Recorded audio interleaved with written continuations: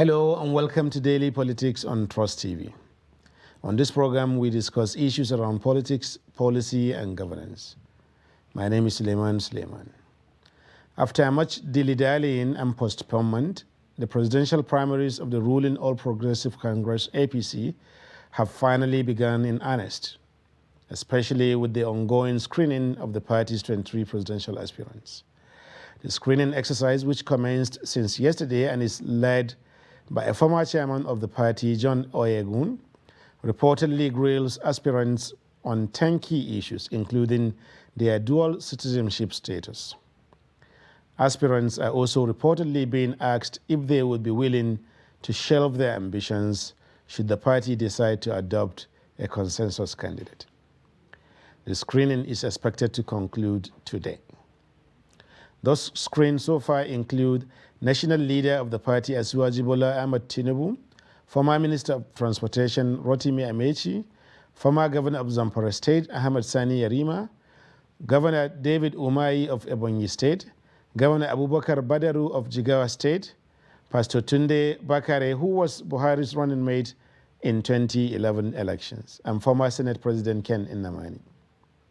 Meanwhile, latest news indicate that President Muhammadu Buhari, shortly before he jetted out to Spain, had met with APC governors, during which he reportedly hinted about an anointed successor. So tonight we ask, how will the ongoing presidential primaries of the APC be decided? Will the president anoint or not anoint a successor? Above all, how will the APC primaries end, and where would it lead the party in this very election? We're joined by the former governor of Zamfara State, former senator of the National Assembly of the Federal Republic, one-time deputy minority leader of the Senate, and also a presidential aspirant himself, Senator Ahmed Sani Yarima. Unfortunately, Senator Ahmed Sani is on the way coming to the studios. We'll bring him to you as soon as he arrives. Okay, he's just here. I'll take a break. When we return, he'll be right here with me. Stay with us.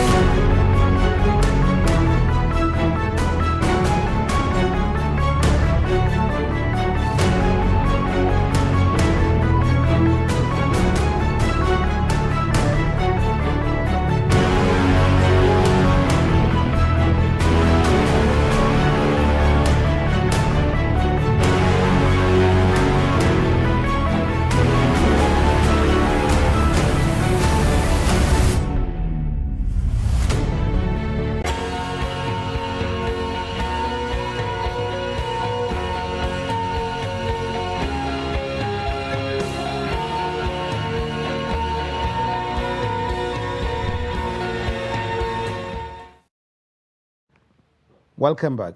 This is Daily Politics on Trust TV, and we are discussing the APC presidential primaries that is presently ongoing. And I have with me one of the presidential aspirants in that process. He is, of course, as I said earlier, one-time deputy minority leader of the Senate, one former governor of Zamfara State, and of course, presidential aspirant under the All Progressive Congress. Yes. You're most welcome, sir. Thank you very much. So since we've already taken that our usual break, we will not be taking a break again. We'll just continue with the discussion. So maybe let's start with the conclusion.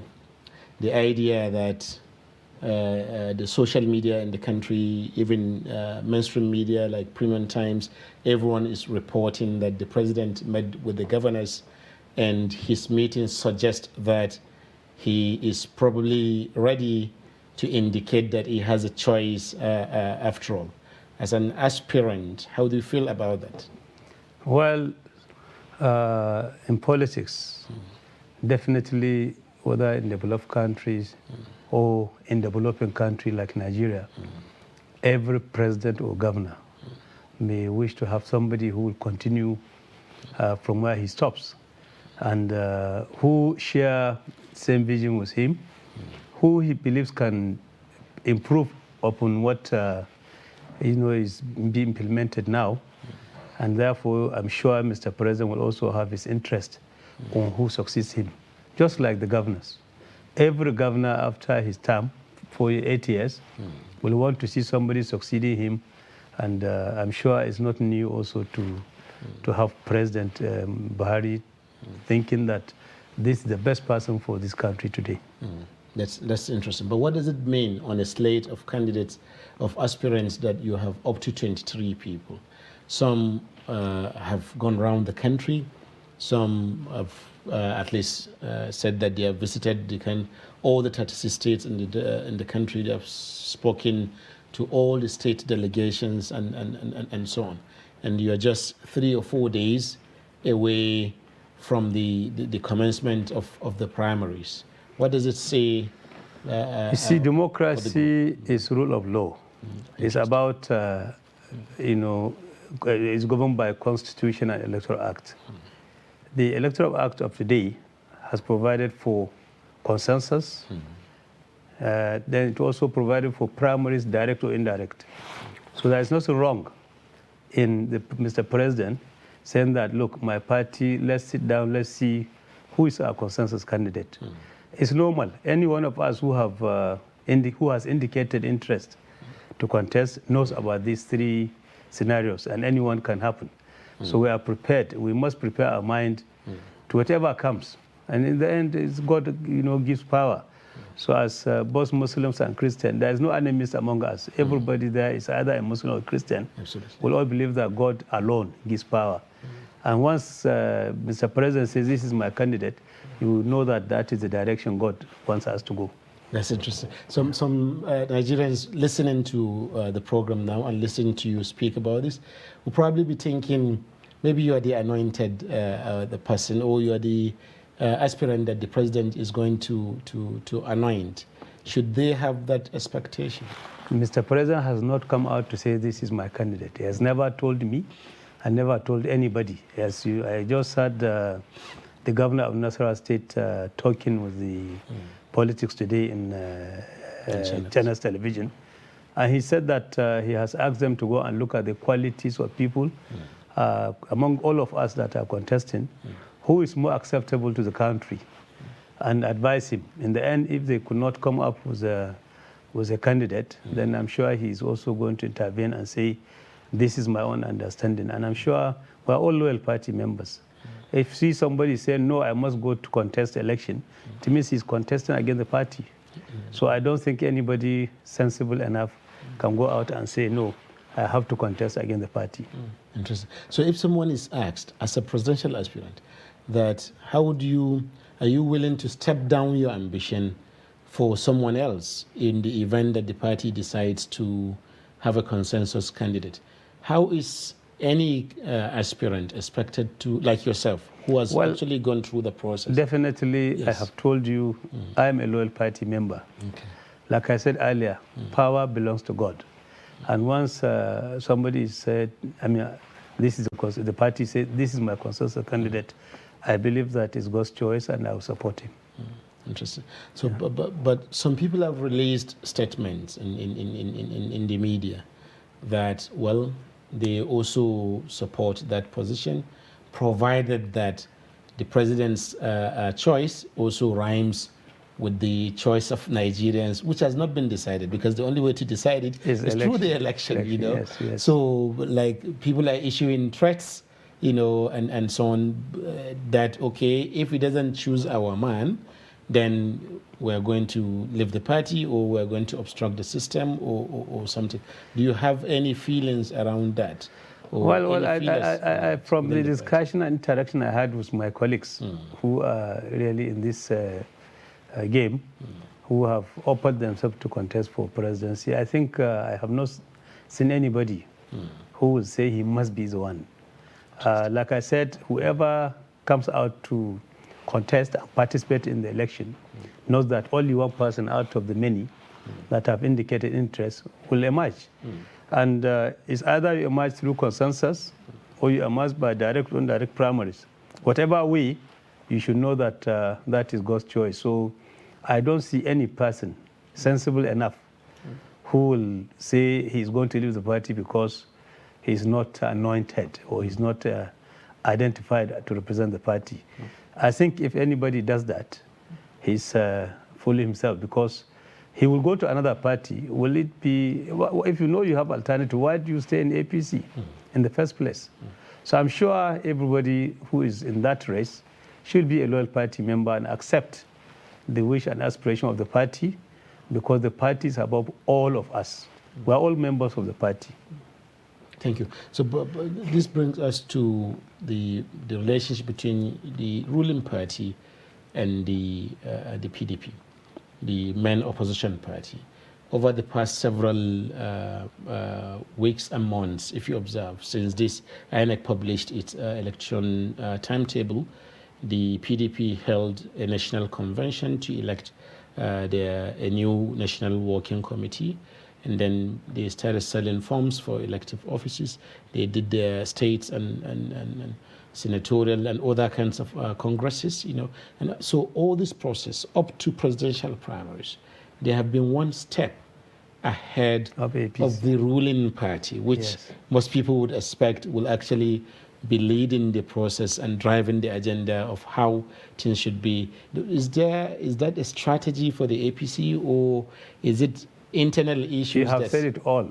You know, APC is trying to be strategic. They are thinking ahead of PDP. And, well, as a ruling party, you know, you can even see the number of contestant aspirants in the party. They are far, far above the PDP. So if we don't take our, way right, if we don't get our way right, the PDP will catch on it and so on. So I'm sure that not to be in a hurry, what the party is doing, I think is in the right direction. Because by the time they rush to say, because we are the leader of the country, we are people in government, we should quickly lead the way so that other people follow, there could be mistake along the line. Interesting. Yes. So based on what you said about strategy, the PDP have already shown their hand. Yes. The only hand they have until Nigerians will decide what will become of it. They have elected former Vice President Alhaji Atiku Abubakar as their presidential candidate. And although the Constitution says that the contest is open, everyone can be president, we know that in Nigeria, where the candidate comes from can matter in a presidential election. So the choice of Alhaji Atiku Abubakar, does it have any impact or influence on how the APC responds in your own choice of candidate as well? Of course, yes, because you see, in this country, the Constitution did not recognize anything called zoning. Interesting. But like you said, one has to look at the strengths in terms of voting strength, voting power of particular region or whatever it is. From 1999 to date, if you analyze the results of elections, you can see that from General Olusegun Obasanjo, most of the votes he got were from the northern part of Nigeria. And coming to also President Yar'Adua, up to President Jonathan, and the current president, Muhammadu Buhari, most of his, not only the winning votes, even those who lost the election, the majority of votes that they got were from the north. And I'm sure if you are looking for election, you are sure interested, you are looking for the voters to vote for you, because the age we are now, manipulation is not easily possible. Therefore, I'm sure that APC will also go the same direction with the PDP. That is my own personal assessment, that if we want to win election, we have to look at the area where the PDP has gone to. If we take a southern candidate, I don't think that we will make it. Interesting. So anyone watching this now can conclude that according to former governor of Zamfara State and former senator, former Senate leader, and presently presidential aspirant, the APC, or we can expect, Nigerians can expect a northern candidate from the APC. That is my own personal advice and my personal assessment. Because you see, election is about number of people that register to vote. Absolutely. And the number of people that actually comes out to vote. Absolutely. In the last election, almost 40% of the votes, the winning vote that we got in the election for the APC came from the Northwest alone. So I'm sure that APC will not make mistake. And I believe that all of us in the APC want to win election, especially Mr. President. He will tell the party, he will direct and guide the party, not direct, guide the party on what to do so that we don't make mistake. Nobody is in politics to lose election. Everybody who is a member of a political party wants his party to acquire power. And so that because we are together, not only struggling to be members of the party, or I want to be senator, I want to be governor, or I want to be state assembly member. Every member of the party wants his party to be at the overall aim of the affair, to capture the presidential seat. So I'm sure that APC will not make any mistake. They will go for a winning candidate, and they will look at the zone and the area that the voters are willingly going to come and vote for us.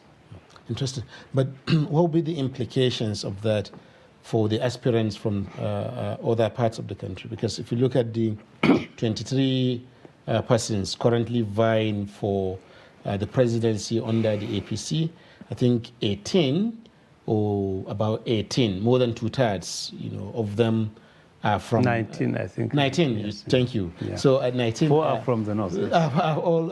only 4 are from the north. So the remaining 19 Yeah. are from southern Nigeria. And given the reality, the changed reality coming from the PDP now, how would these other 19 people feel if they now say, okay, because of election calculations towards the general election, let us match PDP, in a way with also a northern candidate? How would these 19 people feel, and how confident? I think from the from day one, Yes. when somebody picks his form, he knows that it's either him or others. Interesting. You see, it cannot be I buy my form and I'm sure that I'm going to be the candidate, or I must be the candidate. Like I said, we are all party members, and I believe that we are all loyal party members. And look at Labour Party. They have just picked Peter Obi as their candidate. And I'm sure other parties, we have 18 political parties. So there's no party that nobody would say, I must be the candidate. And there's no zone that would say, I must be represented. Of course, I'm sure that among the 18 political parties, you find people from all the zones of Nigeria. Absolutely. So I'm sure that, like Atiku is from the northeast. If, for example, the APC brings somebody from the northwest, we have Peter Obi from the southeast. I'm sure other parties will bring from south, and southwest. So, or no central.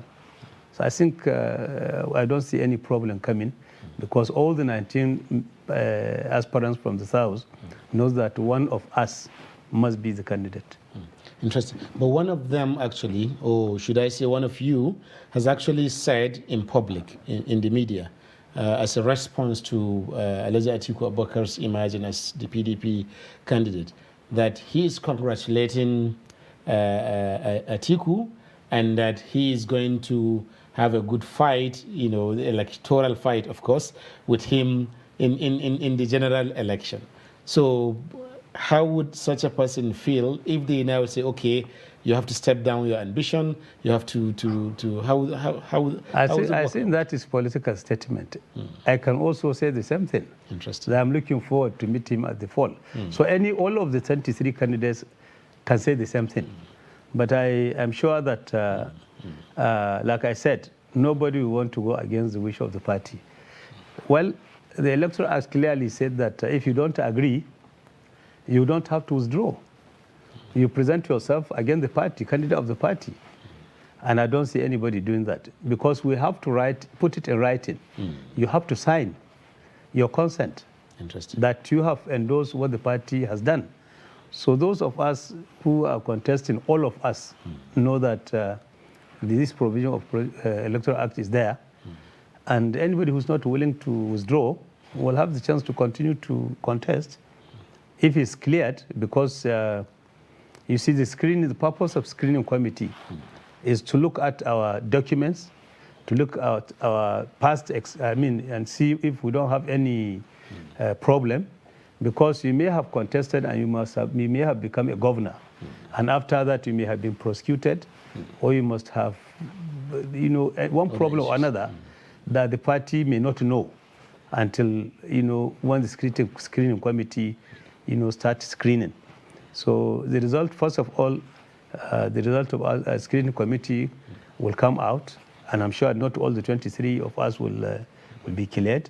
And those who are cleared, as I said, will also be reached out to show them why they must step down for the party's position. Because the party will not just sit down and say, this is our direction. They will have to give the reason why this candidate is more sellable than the others. And I'm sure it will be very clear that politics is not a do or die affair. Yes, that those of us who are there knows, like I said all the time, both Muslims and Christians believe that the power comes from God. So if you believe the power comes from God, you cannot acquire it by force or by any other means. Then you have to accept the views and aspirations of the generality of the people who are in the party, who have been vested with the power and authority to lead the party, so that they like our national chairman said, yes, Adamu, when Senator Adamu, he said he has never lost election. And why? Because he do his own calculation before he join into, delve into contesting election. So you cannot just enter election, to say you want to contest. And if you say you want to contest, let me give you an example of 2007. When Arewa Consultative Forum, yes, came forward and had a meeting in Kaduna and said the whole North endorsed Muhammadu Buhari in 2007 as their sole candidate. And they reached out to us. The leaders and elders of the North also contacted some of us. I saw it very clearly that I'm going to contest not only against the party's position. If I say I have to contest, then I'm contesting against the interests of my region, the entire North. So I had to step down, and that is a wise decision, and that's what I expect from all of us who are contesting now. That's quite interesting. The number of issues that you raised, for example, the screening process itself, the issues that can arise from that. For example, the idea that there's been petition of some people, but also even the leadership of the Senator Abdullah Adamu of the party, which is now being challenged by some members publicly, by some members of the National Working Committee. And we'll come to all of this. But I want us to stay a little on this consensus direction that the party is probably taking now, arising from the statement from the president. So the APC is not just any other party. It's not like PDP. Yes. It's not even like PDP that has had 3 presidents. The APC has had only one president, president, yes. So, and as a party as it is now, it's been around just like 8 years, So, and many different factions came together to form the party as a coalition. Your side, the AMPP, was one of the major ones, but also the ACN yes. and the CPC, and then the APGA and the new, and so on. So there is understanding at the time that after, or at least people had that understanding, if not members of the party, that power would then shift to the ACN side, who are in the north, in the south. So this new consensus arrangement, if it comes from the north, isn't that a violation of that original understanding? I don't think there's any decision like that, because you see, when people are talking about understanding, gentleman agreement, yes, politics do not consider any gentleman agreement or consensus, because today you'll be in leadership of the party. At that time, who was the chairman of the party? Initially, we have BC Akande, Chief BC Akande, and later we have John Oyugun. Yes. And today we have Senator Abla Adamu. We had Buni in the process, and so on and so on. But so was it Chief BC Akande that sat down with some people and agreed? You see, any decision taken outside the structure of the party, the party has a national working committee. The party has also what we call NEC, and there is the overall decision-making body, which is convention. So any decision that is not taken within the structure of the party is it's not a decision. You cannot have, as a person, an agreement or understanding to say that this is what will happen. If the party wants to take decision, it is either taken by working committee, national working committee, or to a more senior level, that is a NEC, or it is taken by convention. Once the decisions are taken at convention, they cannot be changed. But there's no decision that cannot be reviewed based on circumstances. Even if there is that understanding, the circumstances of today may be different from the circumstances of those days when that understanding was made. But I'm not aware of any such understanding. Thank you. So my final question on this part, so that we can move to other issues in the primary process, would be that there is some sentiment by some people that, okay, even if the president had a consensus candidate in mind or a preferred candidate in mind, or had an idea to bring the party together to make a choice like he did with the governors. And so maybe he could have done that earlier, before people began to invest resources, to 100 million to buy forms, and then to travel across the states, consult with delegates and so on. So would that have made any difference? And now at this late, with only a few days 6 or so days to the convention itself, could that hurt the party in some way? Well, you see, Mr. President cannot just sit in the villa and say, you, Mr. A, go and buy a form and contest. First of all, he wants to see who are interested in this position, which means that you have to wait to see how many people will indicate interest. How do you indicate interest? By buying the expression of interest form, and you have to also buy your form to be able to contest. And it is only then, when he has seen the number of people who are contesting, not only that, you have to also present yourself for screening. He doesn't know the biodata of everybody. He cannot just sit down and say, this is my candidate, please come and buy a form, I'm going to support you. He wants to see and make assessment, and he also has to also listen to a lot of opinions around him. Those people who will advise him, there are people in the security cycle, there are people in the political cycle, there are people all over the country who have listening ears from Mr. President. So I'm sure that he is waiting. He has not, I'm sure, he will wait until such a time when the screening committee submits its report. And then among those people who have been cleared, who is more likely to, win election for this party, before he now consult and discuss with the stakeholders and arrive at that person. So to expect Mr. President to say, this is my candidate right from day one, what if that candidate is not interested? You see, so he has to wait for all of us to buy forms, indicate our interest, mobilize support, and then he will also see is from that mobilization that he will be able to assess and see who is more presentable, who is more acceptable to the public before he takes his decision. So at least Nigerians can be sure of one thing now, that that person is among the 23 Definitely APC. he has to be among, because like I said, democracy is about rule of law, and the law indicates that if you are interested, you have to buy a form between this time to this time, and you have to submit it from this time. Even if you buy a form and you have not submitted it back, you are not part of the contest. So you must follow all the due process to ensure that you have completed your own side of the game, and then you wait for the decision of the party. Thank you. So we'll be taking a short break now. When we return, I'll be taking you to ask your opinion of who that person might in fact be.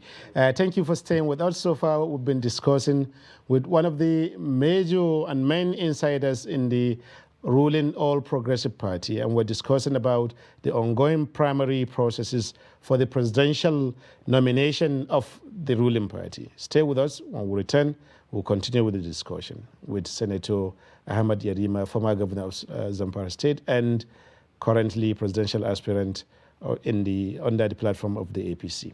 Stay with us.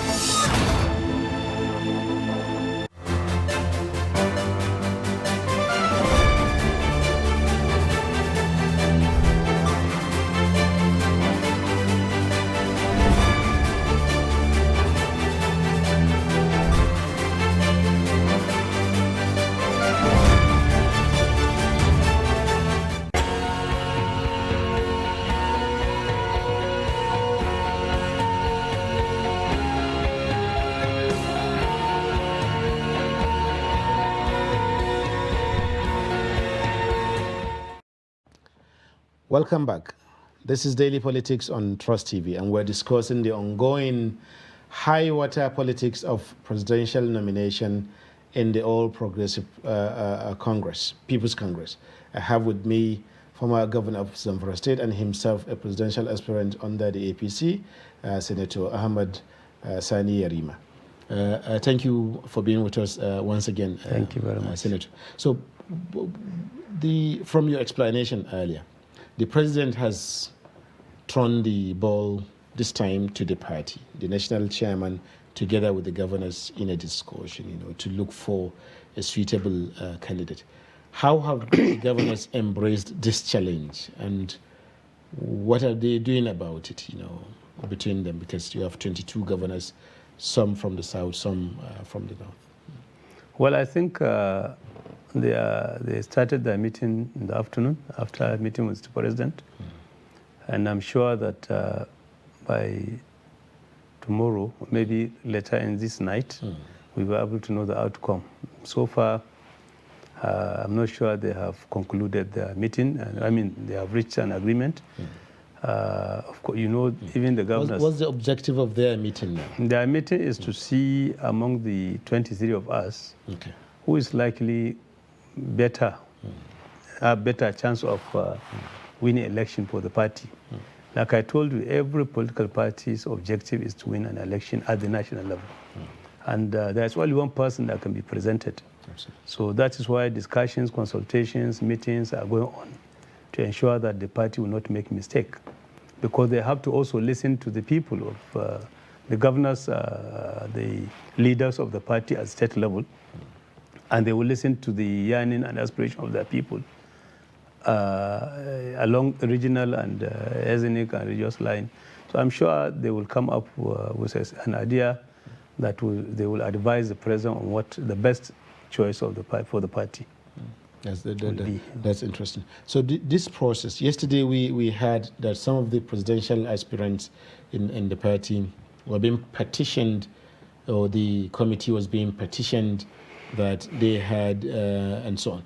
Was that a deliberate part of the rule? Is it allowed for citizens or anyone to petition the screening committee against any one candidate? Yes, you see, that is the essence of screening.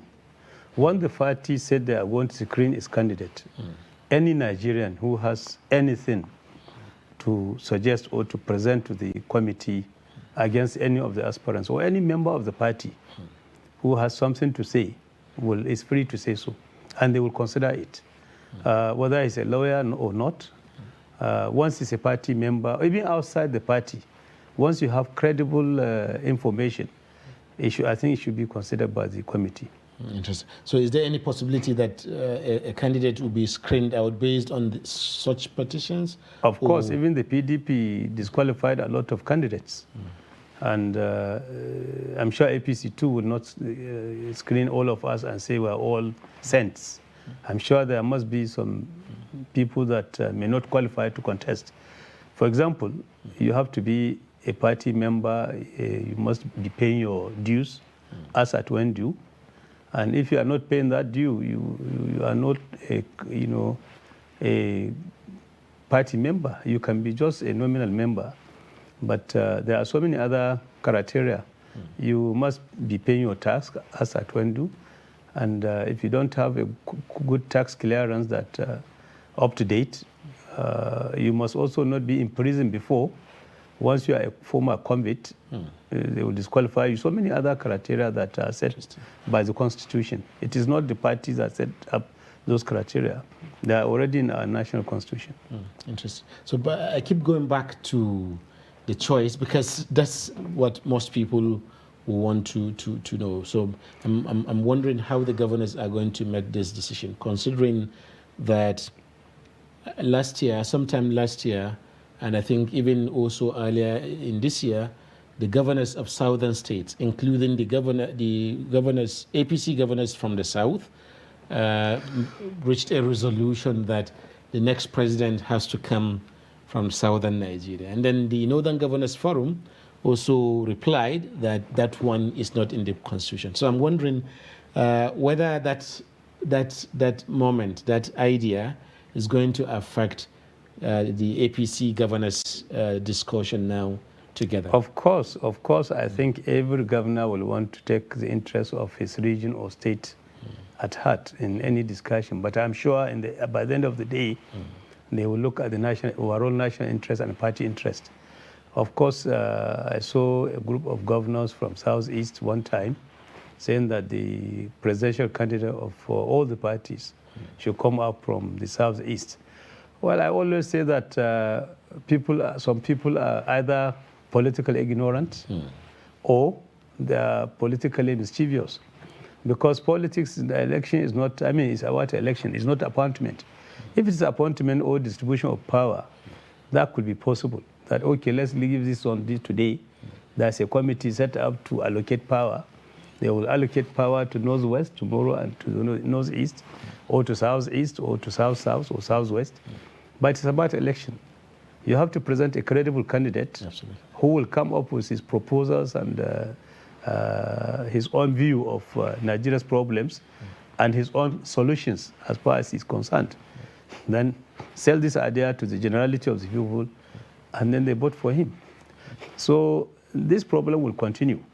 In fact, I anticipate that if this continues, one day you will hear some local governments will say that my local government never tested power, so it has to be zoned to my local government, even among the zones. So the better we start looking at Nigerian citizens, citizenship. If you go to UK, you have Indians, Pakistanis, who are members of parliament. You go to America, you have the same thing.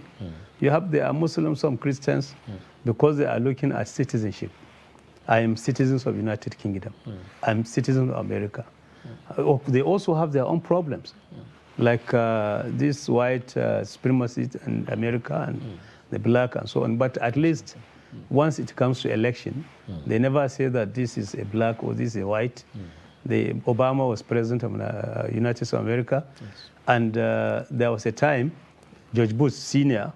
was president, and two of his children were governors. And he was succeeded later after one election by another son of his. So where you come from does not matter much as far as democracy is concerned, because it's about people going out to the polling units and vote for candidate of their choice. So it's not about allocation of power. Thank you. So, part of the explanation that you gave now, fantastic, and maybe that's why many Nigerians on social media, in the newspapers, comment sections, people have been saying that with the emergence of Alhaji Atiku Abubakar, you need only someone like former governor of Lagos State, Bola Ahmed Tinubu Asiwaju, and I'm sure you have heard that prediction yourself. Yeah. He is the only one in the party right now, in a context in which you too are a participant, who can match the former vice president. Dollar for dollar, they say. Yes. You see, politics also is not about money. Election is not about money. Interesting. When I joined politics in 1997 and later contested under APP, in 1997, I was just in my office as Director General and Housing. I was identified to come and join politics and contest under PDP that time during the Abacha era. But in 1998, my people mobilized and said I should come out to contest. I didn't look at my pocket because that time I never had 5 million naira in my pocket. And where were you at but the I time? believe Many that Nigerians yes, were. I believe that those people who are around me who believe that they can work for me and that's why they asked me to contest. Even now, the time I came in, I never had that 100 million they are talking about. But people around me, friends, associates, and well-wishers, came together and said, yes, quickly, organize the 100 million, and we went and bought phone. So the election is not about individuals' ability to bring out money, because you are not maybe buying delegates, but it's not every party that will allow delegates to behave the way the PDP did. Okay. I saw in the social media, I'm not sure, because it's still part of rumor, that the Atiku Abubakar gave this much and Wike gave this much, and that is why Atiku Abubakar won. And that is all part of Nigerian system, which we need to look at and change.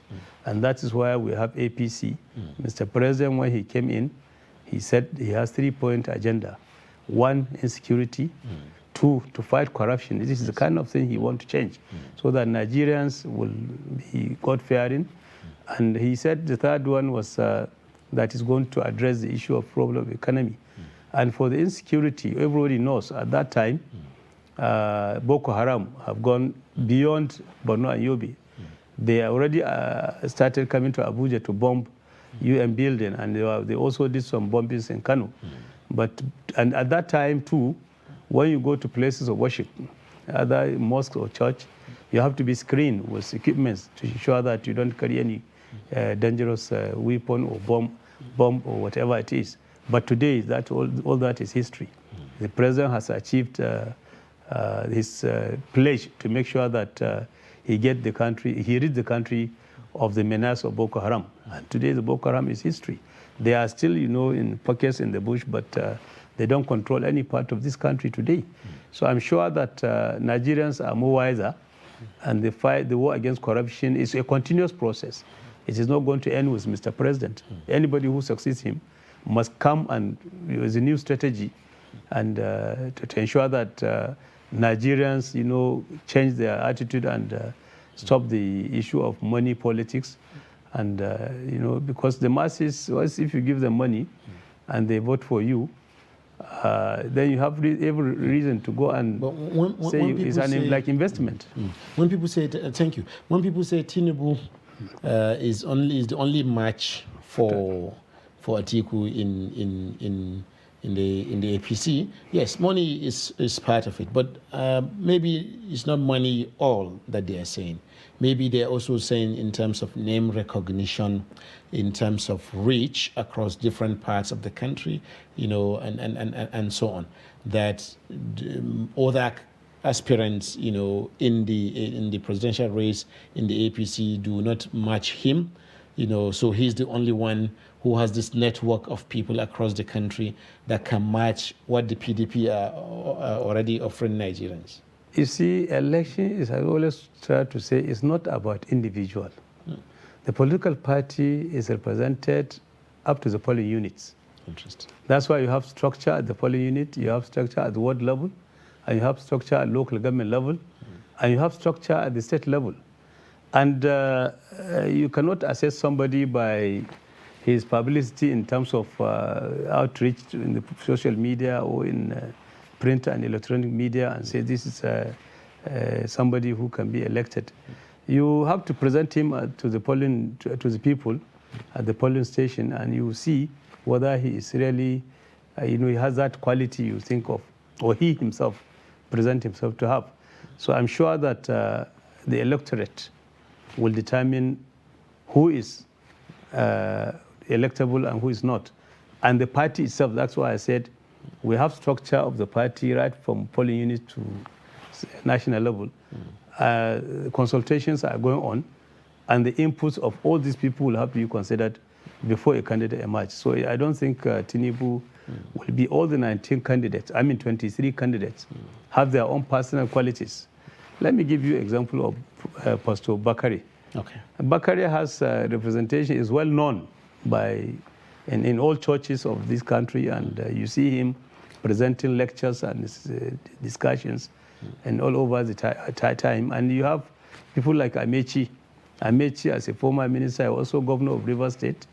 We have so many of them, so many people, former Senate president, the current Senate president. So you will not know who is capable until he is presented before the party. The party, of course, as I said, have so many other ears, and they are on the ground that they can decide this is the best candidate for the party. Interesting. So I've just been one more question, and I will make that personal. Okay.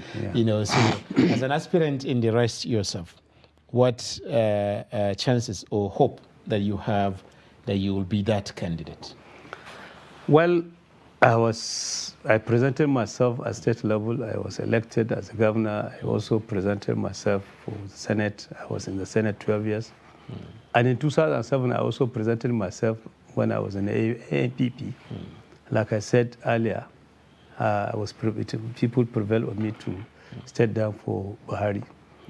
I have gone around from 2019 because immediately Mr. President was elected and sworn in. I know that this is the last time. I started what I call an organization. We formed the Yarima Support Organization, YSO. And as I'm talking to you today, we have more than 8 million in the system. Interesting. This is world of technology. 8 million people? All members of that. We have more than 1,000 associations and more than 8 million registered members of that association. And we printed some forms for those people who will not have access to telephone, Android and iPhone, to register to be members of the association. We have forms completed, more than 7 million. And they are all available for people to verify. So I can beat my chest and say that I'm sure of, as of today, more than 15 million supporters, that I can prove to anybody. Technologically, we have it in the system, and we have the forms available for anybody to see. So I have been working very hard, and I'm sure I'm well prepared to present myself to the party, and also for the party to present me to the electorate. I didn't just say I want to contest without making any assessment of myself. I did personal assessment by presenting myself to the general public, and asked them to register their support for me using telephones, Android and iPhone. And we have, as I said now, more than 8 million supporters, more than 1,000 associations, And we have forms completed from rural areas, also upward of 7 million. Interesting. Yes. Without prejudice to all the candidates, I can only say that I wish you all the best in this contest. Thank you Senator very Ahmed Sani Rayerima, it's been an honor actually to have the opportunity to interview. But it's also an honor to bring daily politics to you every day, every other evening. We hope that you join us when we meet again on another edition of Daily Politics on Trust TV. My name is Suleiman Suleiman. Goodbye.